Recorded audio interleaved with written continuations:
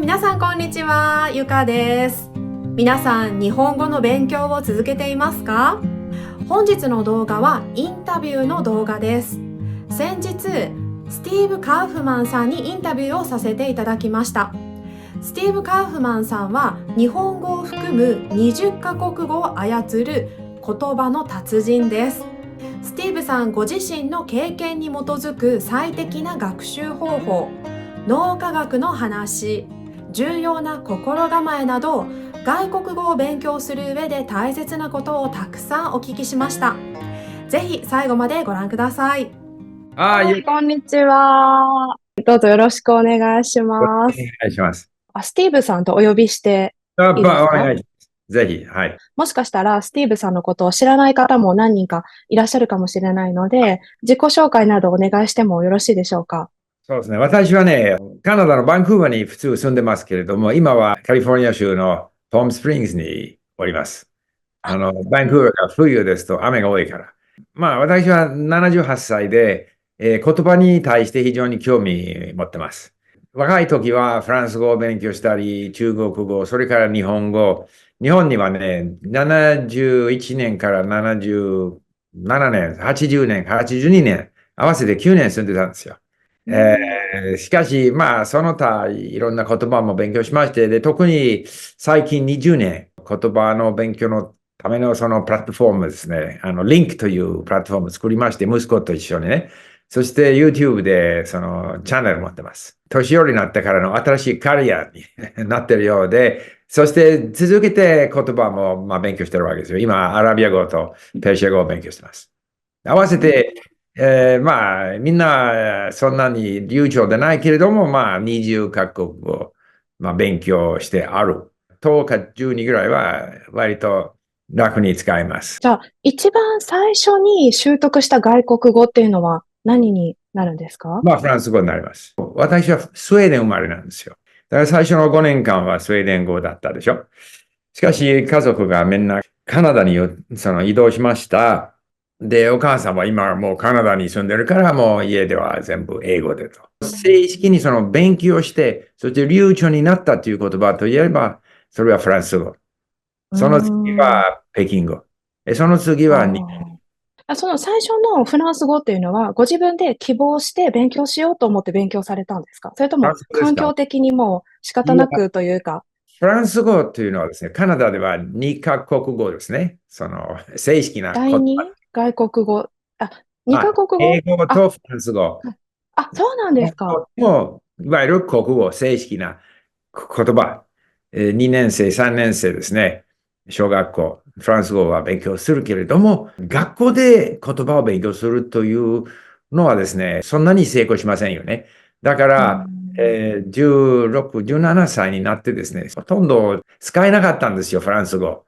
いくら勉強しててもですね。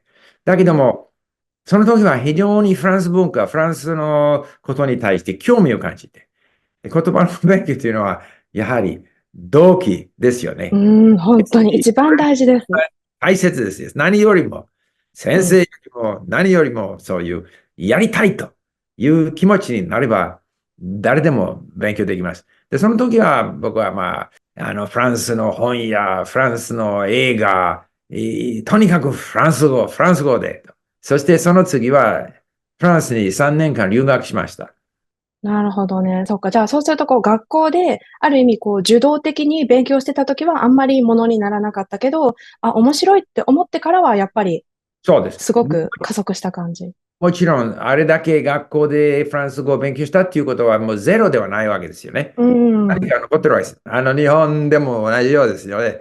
大体大部分のその生徒があまりその学校では話せるようにはなりませんけれども、それだけ英語を学校でやったっていうことは何か残りますよね。その基盤の上で、ある人が積極的に、じゃあ今度英語を流暢に話したいという気持ちになれば、この学校で勉強した部分はね、まあ、ある程度影響ありますよね。新しい言語を学ぶとき、何かご自分で決めているステップとかっていうのはありますか？言葉を勉強するときにですね、最初の、いわゆる始まる人に対する本があるでしょ。ありますね。はい。そういうのも前はね、それ2、3本買うんですよ。一つじゃなうーくて。ん。というのは、基本的に同じ内容はですね、違った角度から勉強するのは非常にものになります。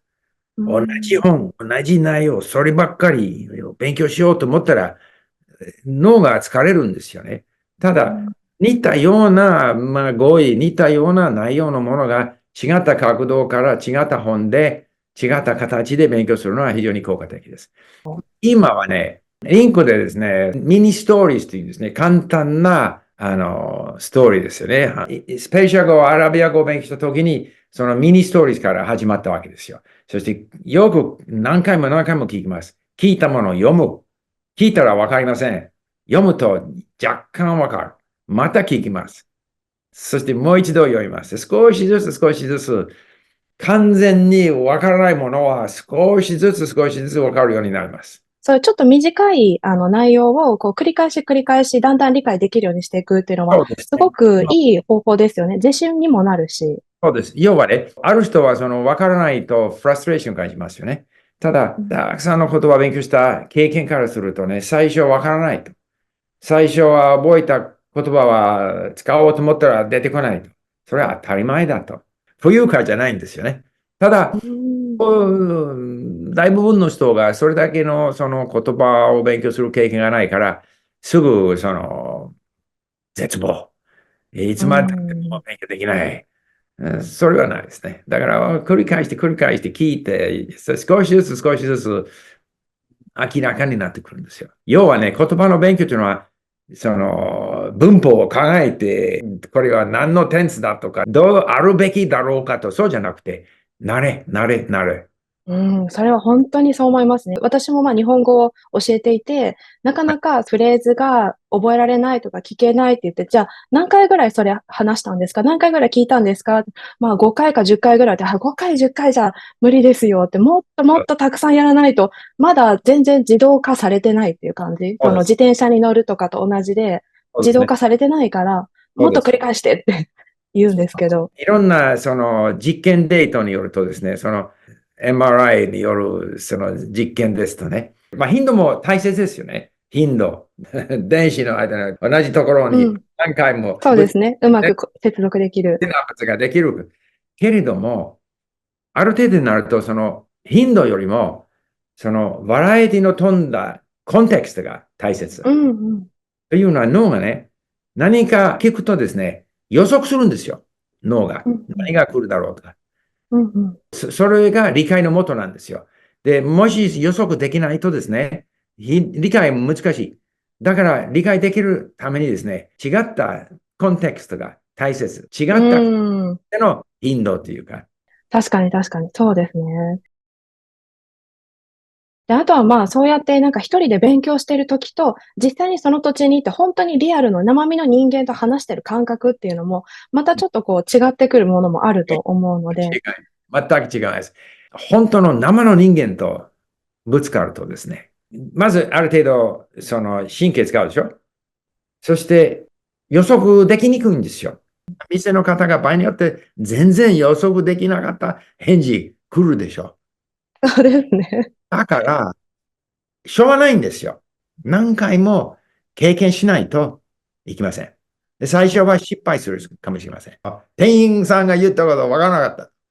それは当たり前だと。うん、私もそう思います。当たり前。当たり前。もう一度言って、場合によってわかる。続ければですね、最終的になれる。だけども、生のぶつけ合いっていうのは難しい。いくら録音したものを聞いてもですね、読んでもですね、合意も持ってるも、理解できるはずなんだけども、実際の場面では、場合によってはうまくいかない。しかし、うん。もう一度やらないといけません。続けてやらないといけない。うーん。でもそれはそれでまたね、なんか面白いところではありますね。で、それでこう実際、分かった、通じたっていう瞬間は何にも代え難い喜びというか。そうです、そうです、そうです。うーん。それからもう一つはですね、相手がね、場面にもよりますけれども、割と大部分の人が親切なんですよ。うん。親切。だから、そんな怖がることはない。大部分の人が我慢できますよ。もしあなたがわからなかったとか、う間ん。違って答えましたとか、そんな大きなハプニングじゃないですよ。だから、うだいぶ人ん。が我慢できます。親切です。それは私の経験ですね。それだけで言語を勉強してらっしゃる、ね、スティーブさんがおっしゃるなら間違いないって思いますね。うん。私のそのフォロワーさん、インスタとか YouTube のフォロワーさんって大体20代から40代ぐらいの方が多いんですね。で、その世代ってまだ仕事をしている世代なので、こう、新しい言語を習得したいという時に、どういうタイミングでどうやって勉強したらいいのかっていう、その時間の確保とか、勉強の仕方とかで、お悩みを持っている方も結構いらっしゃるんですけど、スティーブさん、もしその年代の方に向けて何かおすすめの過ごし方とか、勉強し方とか、もしあれば、ぜひご教授いただきたいです。まずね、一番やりやすいのは聞くこと。朝起きて聞きます。アラビアうん、語とかペルシャ語。朝ごはんを作りますよね。聞きます。うん、あと、整理します。もう聞きますと。場合によって運動する。しかし、働いてる若い人は場合によって通勤するでしょ。とにかく、毎日1時間ぐらい、聞く時間はある。作れる。うん、必ずある。20分、30分、15分、合わせて1時間。聞くときはですね、何を聞くか、それは人のレベルにもよりますけれども、今、僕のアラビア語の場合はですね、レバノンのテレビ番組の YouTube ビデオうをん、そのままリンクに導入するんですよ。うん、そして AI で全部文字ができるんですよ。うん、だから聞くだけでは、3割しかわからないんですよね。だけども、聞く少しわかる。面白いだろうけども、よくわからないけど、で、その文字、テキストをですね、オンラインのね、辞書で調べたり、そして読みます。だから、聞くことによってですね、好奇心ができるんですよ。何でうん、したっけ面白そうだけども、よくわからなかったけども、それじゃあ読む。今、週2回、シリアの人と1時間ずつ、そのレッスンを持ってます。そう。前はそれはなかったけど、ある程度の水準、ある程度になったらですね、ある程度の会話できると、今度じゃあ、テューターっていうか、先生と、うん。あアラビア語で話するんですよ。いろいろ教えてもらってます。しかし、なるほど。何よりも、まず聞くこと。時間がないとですね、聞くこと。脳にとって大切なものから勉強したい。うん、だから、自分が大切、それを知りたい。そういうような内容から勉強したい。勉強するべうん、きです。お父さんお母さんは自分の子供に対してそう読むでしょ。大きな声うん、で何かストーリー。子供に対して難しいであってもですね、両親が面白いと思うような内容の方が子供にいいわけですね。だから、つまらない子供のストーリー、両親、ママ、パパ読んでも面白くない。子供にとって良くないんです。うん。ママがニッティングに対して興味ある。じゃあ、ニッティング、日本語でどういうか、とか、編みそうそう物っていうの。それうん、は面白いと思ったらね、子供は、OK。子供の、あれです、教育においてはいいらしいんですよ。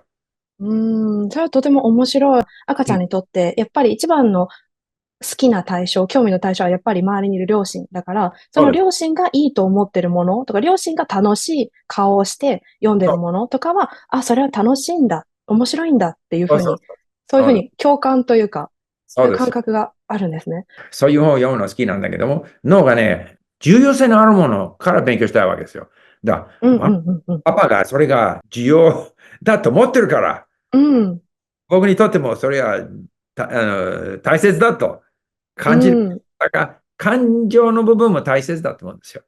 確かにそうですね。それこそ最初におっしゃってた、その好奇心とか動機の部分にはい。すごく強く関係がありますね。実際私もその教えていてすごく感じるのが、やっぱりその日本語が好きというよりも、日本語を使ってある人について理解したいとか、あるいは趣味、例えばある方も宝塚歌劇団という日本の舞台があるんですけど、もう宝塚歌劇団の大ファンで、もうそのセリフを知りたいからとか、大ファンのその人のツイッター、X のそのコメントを読みたいからっていう、そういう強い動機がある人は、やっぱりすごく上手になりやすいなってそうです。思いますね。絶対、絶対。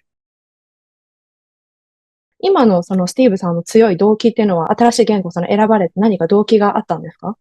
中近東に対して知識があまりなかったためにですね、やはり、ペルシャ語、アラビア語を勉強したかったんですよね。で、一旦入りますとね、勉強してるその間にですね、最初はそれほど興味なくてもですね、ますます興味になるんですよ。うん。だから今非常にアラビア語のテレビ番組とか、ペルシャのイランの歴史についての内容がもあったんですけども、それを聞くと楽しいですよ。この中にう私がん。入ってしまったと。もともと非常に遠いと。関係のない、何も知らない、その人間に対する場合によってあるそのカリカチュアみたいなイメージしかないわけでしょ。で、今度入ったらね、ああ、なるほどと。やるほど面白くなる。非常に豊かな感じ。これだけ前に読めなかった、今読める。前に聞いてもわからなかった、今わかる。う非常にん。満足感があるんですよね。本当になんか日々そういう感覚が持てるっていうのは、人生が豊かになる感じがしますね。そうです、そうです、そうです。うしかし、ん。やはり、まあ言えば苦労。最初はアラビア文字っていうのは何も読めなかった。そうですね。何にも。そして、難しい。難しい。そう、いくら分かっててもですね、それ慣れるまでには非常に時間かかるんですよ。しかし、慣れるまでにはうん。慣れてしまって、もうその世界に一歩踏み入れてしまえば、あとはもう少しずつ、こう楽しいことを見つけながら勉強できるっていう感じですね。それで自分が視野広くなったっていう感じですよね。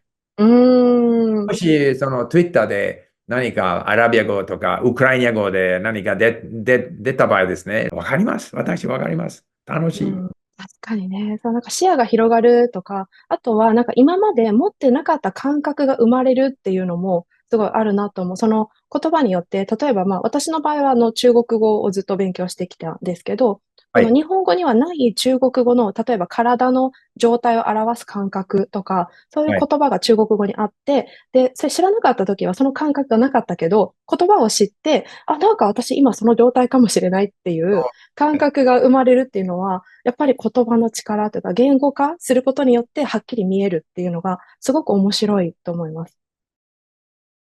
今、まあ2月ですけども、2024年、何か目標をお持ちでしたら、ぜひ、みんなの励みのためにもシェアしていただけると嬉しいです。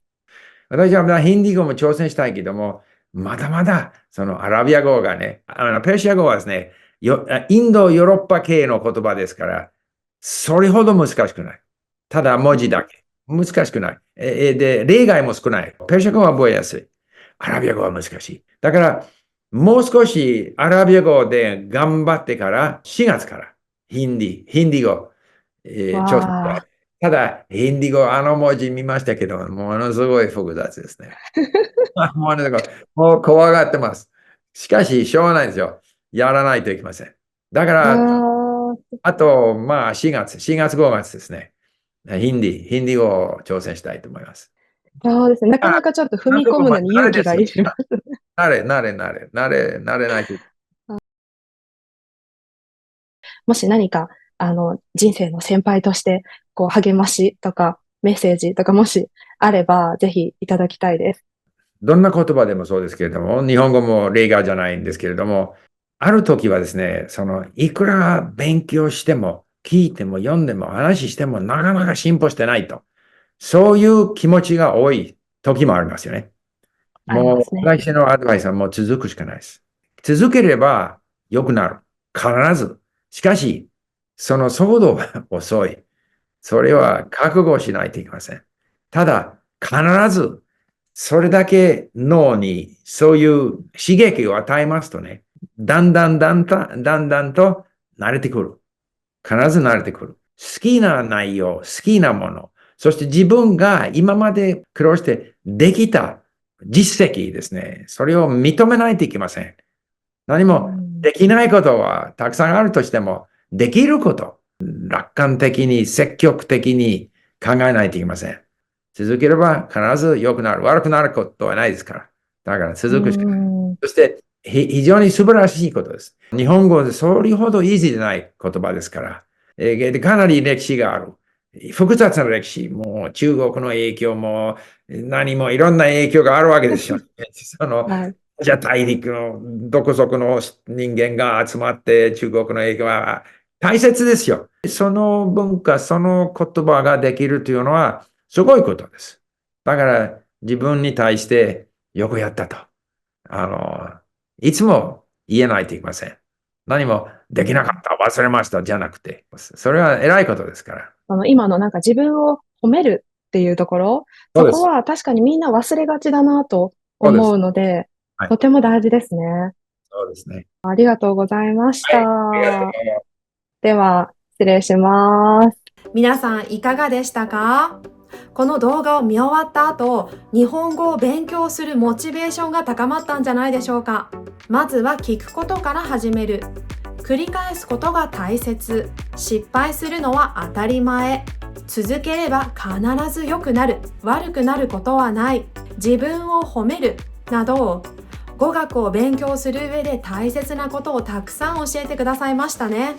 今回の動画が皆さんの日本語学習に役立てれば幸いです。それでは本日の動画はここまでです。また次の動画でお会いしましょう。バイバイ。